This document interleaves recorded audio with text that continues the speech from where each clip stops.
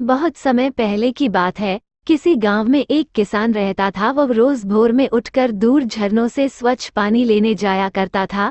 इस काम के लिए वो अपने साथ दो बड़े घड़े ले जाता था, जिन्हें वो डंडे में बांधकर अपने कंधे पर दोनों ओर लटका लेता था। उनमें से एक घड़ा कहीं से फूटा हुआ था, दूसरा एकदम सही था। इस वजह से रोग पहुंचते पहुंचते किसान के पास 1.5 घड़ा पानी ही बच पाता था। ऐसा 2 सालों से चल रहा था। सही घड़े को इस बात का घमंड था कि वो पूरा का पूरा पानी घर पहुंचता है और उसके अंदर कोई कमी नहीं है।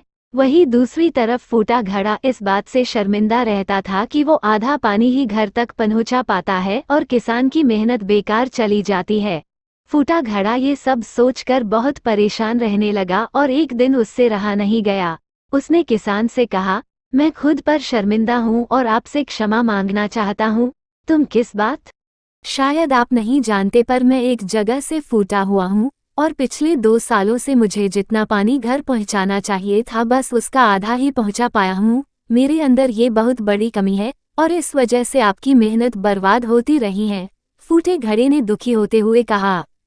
किसान को घड़े की बात सुनकर थोड़ा डैक हुआ और वह बोला, कोई बात नहीं, मैं चाहता हूँ कि आज लौटते वक्त तुम रास्ते में पड़ने वाले सुंदर फूलों को देखो। घड़े ने वैसा ही किया। वह रास्ते भर सुंदर फूलों को देखता आया।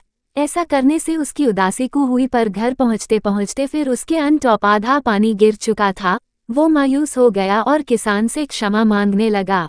किसान बोला, शायद तुमने ध्यान नहीं दिया, पूरे रास्ते में जितने भी फूल थे वो बस तुम्हारी तरफ ही थे, सही घड़े की तरफ एक भी फूल नहीं था। ऐसा इसलिए क्योंकि मैं हमेशा से तुम्हारे अंदर की कमी को जानता था और मैंने उसका लाभ उठाया।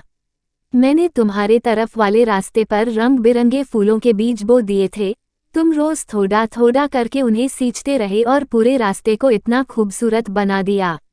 आज तुम्हारी वजह से ही मैं इन फूलों को भगवान को अर्पित कर पाता हूँ और अपना घर सुंदर बना पाता हूँ। तुम ही सोचो, अगर तुम जैसे हो वैसे नहीं होते तो भला क्या मैं ये सब कुछ कर पाता। दोस्तों, हम सभी के अंदर कोई ना कोई कमी होती है, पर यही कमियां हमें अनोखा बनाती हैं। उस किसान की तरह हमें भी हर किसी को वो जैसा है वैसे ही स्वीकारना चाहिए और उसकी अच्छाई की तरफ ध्यान देना चाहिए।